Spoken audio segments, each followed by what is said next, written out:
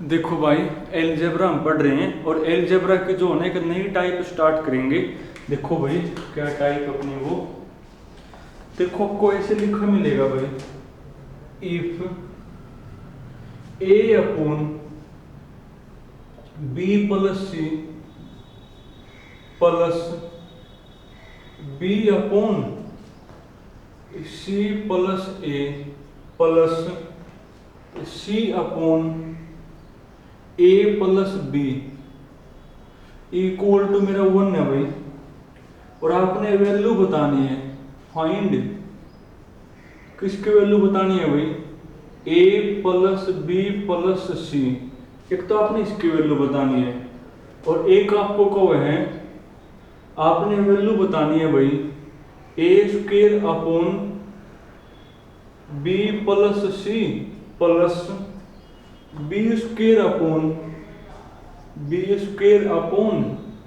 C plus A plus एक आपने C square upon A plus B भाई, A plus B.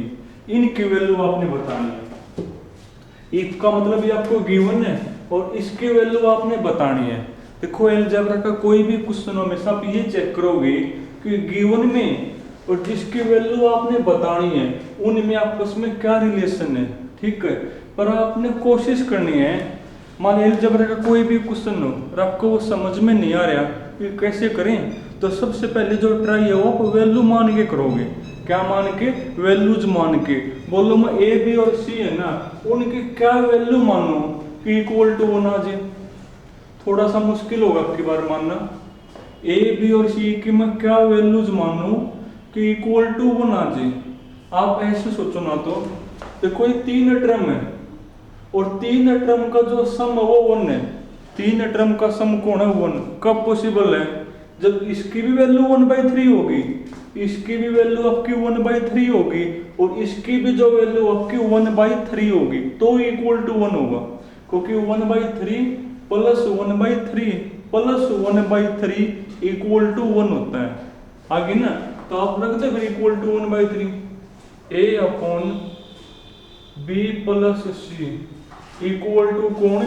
1/3 B upon C plus A equal to कौन? 1/3 भी, और C upon A plus B equal to कौन? 1/3। क्योंकि 3 term का सम 1 है तो आप उस क्वेश्चन को ऐसे कर सको कि आप इसको भी 1/3 मानो, इसको भी 1/3 और इसको भी 1/3, क्योंकि 3 बार आप 1/3 जोड़ोगे तो 1 होगा। अब क्रॉस मल्टीप्लाई, तो 3a इक्वल टू करो मल्टीप्लाई b प्लस सी, यहाँ पर करो क्रॉस मल्टीप्लाई, तो 3b equal to c plus a, यहाँ पर भी क्रॉस मल्टीप्लाई, तो 3c equal to a plus b। पर हमें तो किसकी वैल्यू चाहिए? a plus b plus c। तो आप तीनों को ऐड करोगे तभी तो आपका a plus b plus c बनेगा। और जब आप इक्वेशन को ऐड करोगे ना, तो लेफ्ट में लेफ्ट ऐड होगा, राइट में राइट ऐड होती है। करो लेफ्ट में लेफ्ट, तो ये आपका बनेगा भाई, इधर तो आपका क्या हो जाएगा 3a plus 3b plus 3c, 3a plus 3b plus 3c equal to उस साइड कौन हो जाएगा? उस साइड आपकी ये ऐड हो जाएंगे। इनमें क्या खासियत है देखो एक बार, तो a और a 2a प्लस b और b 2b बनेगा प्लस c प्लस में c 2c। देखो यहाँ से 3 कॉमन है तो अंदर बचेगा मेरा a plus b plus c। यहाँ से आपका 2 कॉमन है भाई, अंदर बचेगा a plus b plus c। और अब तुम क्या करोगे, इसको ले आओ इस साइड, और ये चीज यहाँ पर तो 3 बार है और यहाँ पर 2 बार है, तो इस साइड का माइनस हो जाएगी। चलो मैं लिख दूं 3 into A plus B plus C, लिया इस साइड, तो माइनस का 2 into A plus B plus C equal to वहां पर बच जाए 0। अब 3 में 2 गया तो एक बार बचेगी, यानी ए प्लस बी प्लस सी बचेगा। ए प्लस बी प्लस सी और इक्वल टू कौन 0, उसी की वैल्यू चाहिए थी हमने। तो भाई जब तीन टर्म का सम 1 हो ना, तो आप हर एक टर्म को 1/3 के इक्वल मान सको। हर एक टर्म को 1/3 के इक्वल मान कर सोल्व कर देना। अब इससे फिर ये निकाल लेना। अब अगर कोई बेसिक से करना है तो जो नीचे वाले टर्म उसकी वैल्यू करनी पड़ेगी पुट।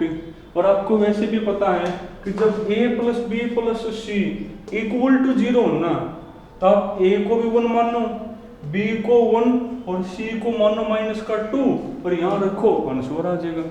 तब आपकी मर्जी है, इसके लिए तो आप वैल्यूज मान के भी कर सको। अब तो a भी 1 b भी 1 और c कोण -2। अगर आपको बेसिक से करना है तो जो नीचे वाले टर्म है उनकी वैल्यू करनी पड़ेगी पुट। जहां b प्लस सी वहां पर -a आ जाएगा, तो a² upon -a plus b² upon जहां पर c प्लस a है, c प्लस a वहां माइनस का b प्लस c² अपॉन जहां पर a प्लस b है वहां माइनस का c आ जाएगा। अब एक एक तक की पावर कैंसिल हो जाएगी, यानी ये -a -b माइनस का c माइनस कॉमन, तो अंदर बचेगा आपका a plus b plus c और इसकी वैल्यू है 0 और 0 इंटू समथिंग यानी 0 ही बनेगा आंसर। तो भाई जब भी तीन टर्म का सम 1 के इक्वल हो ना, तो आप हर एक टर्म को 1/3 मानो और वो सोल्व हो जाएगा।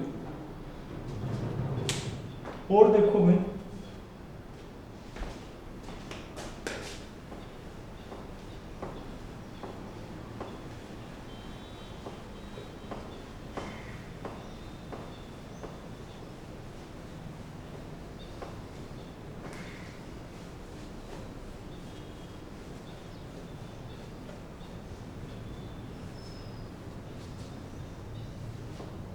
अब तुम पढ़ो, ये तो आपका क्वेश्चन नंबर कौन सा हो गया था आपका, इसके बाद लिखा हुआ भाई if a plus B plus C equal to 1 है, if a plus B plus C equal to 1 है और आपने वैल्यू बतानी है।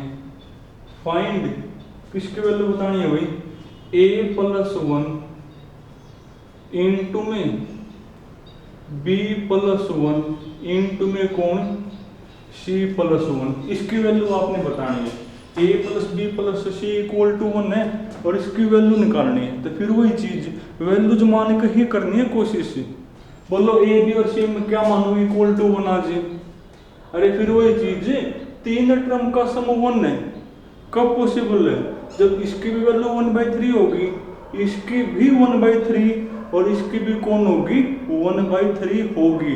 तो अब मान लो फिर a भी क्या मान लिया 1/3, b को भी 1/3 और c को भी कौन भाई 1/3 और रखो यहाँ पे। तो क्या बनेगा ये मेरा, ये मेरा बनेगा भाई 1/3 प्लस 1, 1/3 प्लस 1 इंटू में कौन 1/3 प्लस 1, 1/3 प्लस 1 इंटू में कौन लिखो जहां पर सी है वहां 1/3 और प्लस में कौन 1 करना। 16 एक बार 3 एकम 3 और 1 4/3 है 16 होने के बाद इंटू में ये भी आपका 4/3 बनेगा इंटू में कौन क्रॉस सोल ये भी आपका 4/3 बनेगा यानी आपका आंसर होगा भाई 4/3 और उसकी पावर में कौन 3 और आपके आंसर में यही लिखा मिलेगा। इसका जो ऑप्शन है ना, जब भी पेपर में क्वेश्चन आता तो ऑप्शन में यही लिखा हुआ था, ये आपने सोल्व नहीं करना। तो जब भी तीन टर्म का सम 1 हो ना, तीन टर्म का सम 1 हो तो आप हर एक टर्म की वैल्यू 1/3 मान लो, क्योंकि 1/3 प्लस 1/3 प्लस 1/3 आपका 1 ही होगा। तो वहां से वैल्यू आ गई रख दिया ना सो रहा है। इसके बाद देखो भाई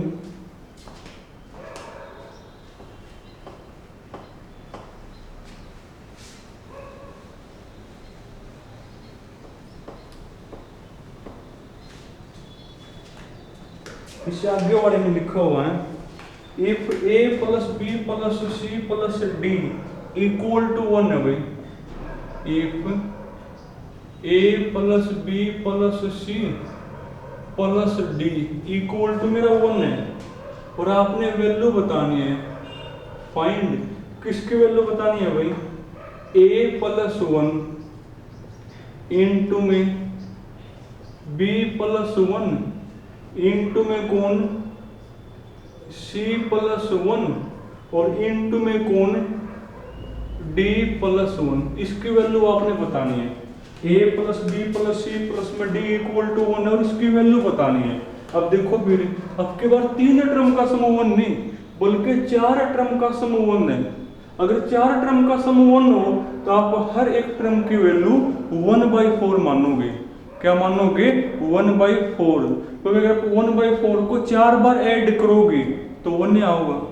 तो अब की बार 1/3 नहीं बल्कि 1/4 मानना पड़ेगा। तो मानो फिर भी तो ए की वैल्यू भी 1/4, बी की वैल्यू भी 1/4, सी की वैल्यू भी 1/4 और डी की वैल्यू भी कौन 1/4 रखो यहाँ। तो क्या होगा भाई 1/4 प्लस 1 तो 5/4 हो गया। यहां पर भी वही 5/4 होगा। उसके बाद यहां पर भी कौन होगा 5/4 और यहां पर भी कौन होगा आपका भाई 5/4 होगा। यानी आपका आंसर बनेगा 5/4 की पावर 4 बनेगा। तो अगर 3 टर्म का समूह 1 हो तो आप वैल्यू मानो 1/3 अगर 4 टर्म का समूह 1 हो तो फिर 1/4 और 1/4 माननी पड़ेगी हमें। और अगर 3 टर्म का समूह 0 हो तो फिर आपको पता ही है 1 1 और माइनस का 2। और देखो भाई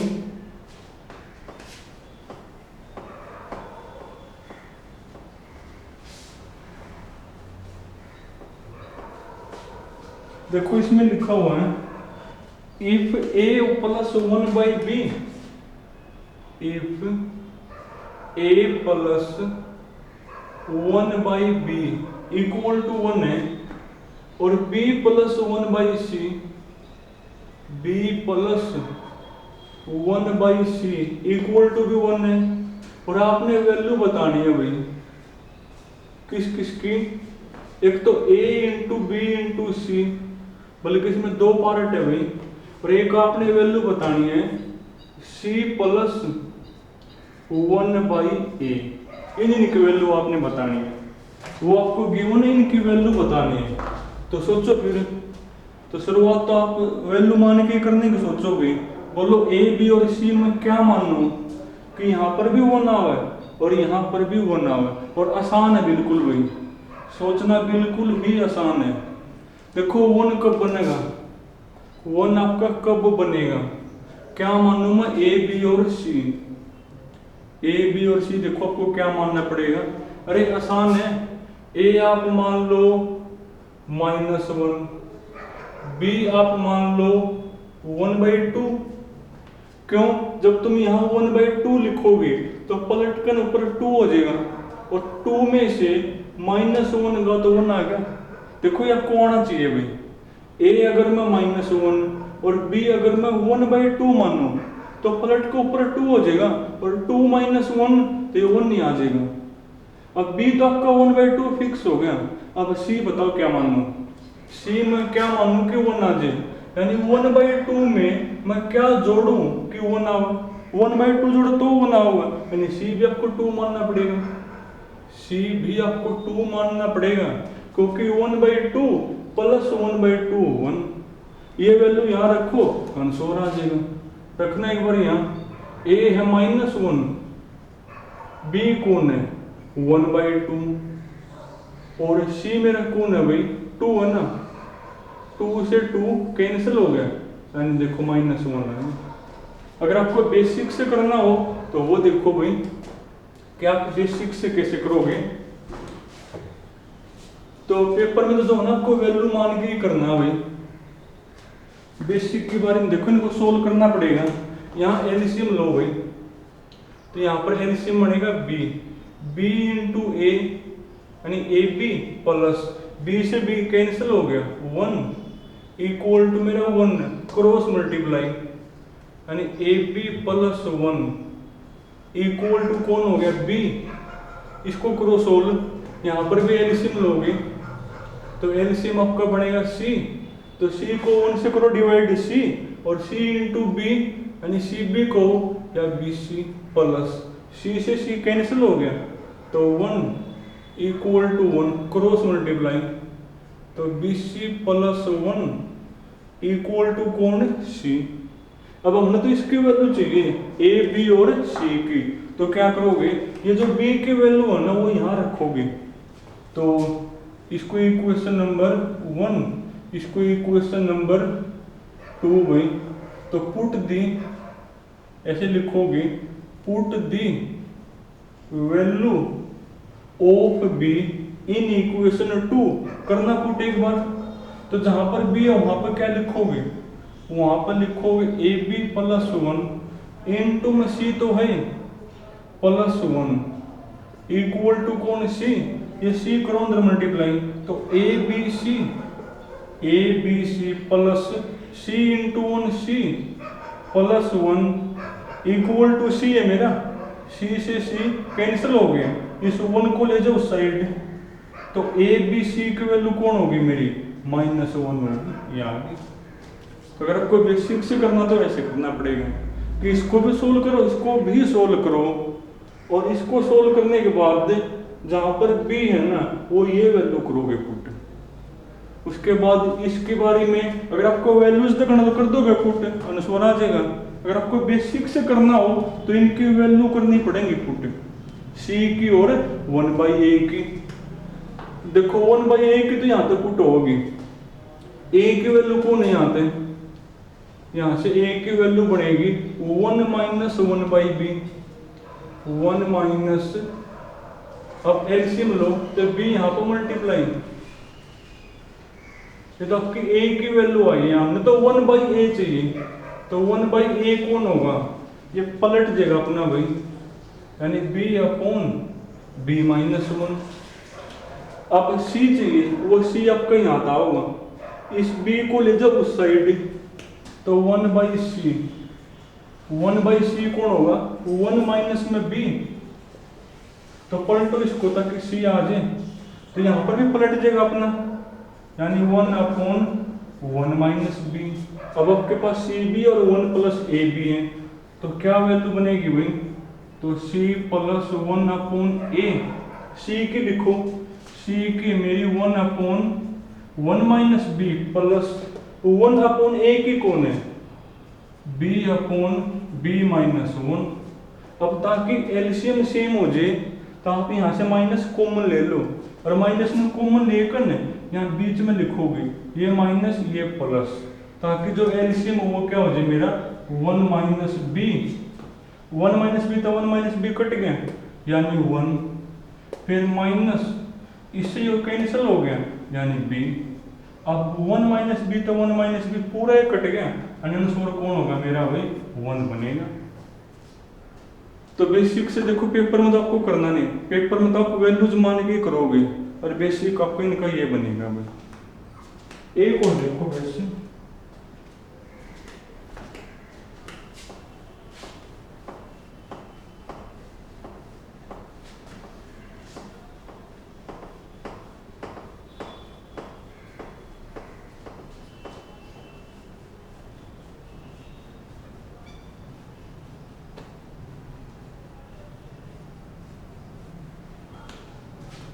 देखो भाई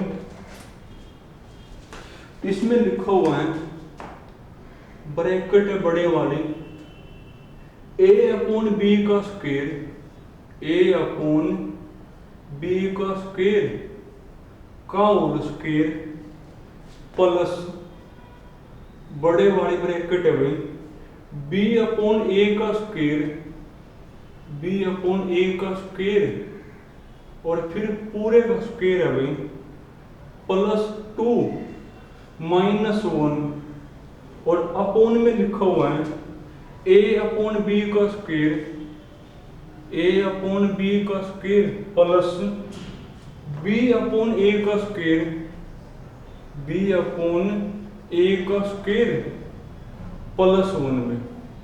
इसको आपने सोल्व करना है। ये जो आपके सामने लिखा हुआ है ना, इसको आपने हल करना, सोल्व करना भाई। देखो किसी को कुछ नजर आता हो, यहाँ से बनेगी बात है, यहाँ से। इसमें कोई आइडेंटिटी आपको नजर आती हो? सोचो एक बात। देखो अगर मैं इस पूरे को ए मान लूं, इस पूरे को मैं बी मान लूं, तो ए स्क्वायर प्लस इस बी का स्क्वायर प्लस 2। पर कहीं सोचेंगे ए इंटू बी तो है को ना भाइयों, ए इंटू बी कटे आपस में, को ए तो ए कट गया और बी से बी कट गया, यानी वो है अपने आप ही, वो अपने आप ही है। यानी यो ए स्क्वायर प्लस बी का स्क्वायर प्लस 2 ए बी यहाँ अपने आप है, यानी यो ए प्लस बी का स्क्वायर है। ये ऊपर वाला कौन है भाई? ए प्लस बी का स्क्वायर। और ए मेरा कौन है? ए है मेरा ए अपॉन बी का स्क्वायर प्लस बी कौन है मेरा? बी है मेरा वही बी अपॉन ए का स्क्वायर का होल स्क्वायर है। ये कौन है? ये इसका होल स्क्वायर है। माइनस में 1 और डिवाइड में कौन है भाई? डिवाइड में लिखा हुआ है ए अपॉन बी का whole square plus B upon A का होल स्क्वायर और प्लस 1। अब आगे देखो कैसे करोगे सिंप्लीफाई। देखो ईसाई तो ये 1 और ईसाई 1 का स्क्वायर, और अब यो ए स्क्वायर माइनस में बी स्क्वायर। क्या होता है ए स्क्वायर माइनस बी स्क्वायर? ए प्लस बी ए माइनस बी। लिखो ऊपर वाले को ए प्लस बी, ए प्लस बी मतलब ए अपॉन बी का square plus B upon A का स्क्वायर प्लस 1। एक बार तो प्लस में लिखोगे और एक बार माइनस में लिखोगे। लिखो ए माइनस बी यानी ए अपॉन बी का square plus B upon A का स्क्वायर, और एक बार लिखोगे माइनस में। नीचे जो हो यूं कहीं लिख दोगे। नीचे कौन है भाई? नीचे लिखा हुआ है ए अपॉन बी का square plus B upon A का स्क्वायर और प्लस 1। और अब देखो ध्यान से, इससे ये ब्रैकेट आपकी कैंसिल होगी, यानी कहाँ पहुंच गए आप? आप पहुंच गए भाई ए अपॉन बी का square plus B upon A का स्क्वायर, बी अपॉन ए का स्क्वायर माइनस 9। यहाँ पहुंच गए। पर जो ऑप्शन है ना, ऑप्शन में आपको ये भी लिखा गुण मिला है, ऑप्शन में आपको ये भी लिखा नहीं मिलेगा, आपको और सिंप्लीफाई करे मिलेगा। और वो और सिंप्लीफाई कैसे होगा? ये जो माइनस 1 है ना, इस माइनस 1 को लिखोगे माइनस का 2 प्लस 1, माइनस का 2 प्लस 1, क्योंकि माइनस का 2 में तो 1 का वही माइनस 1।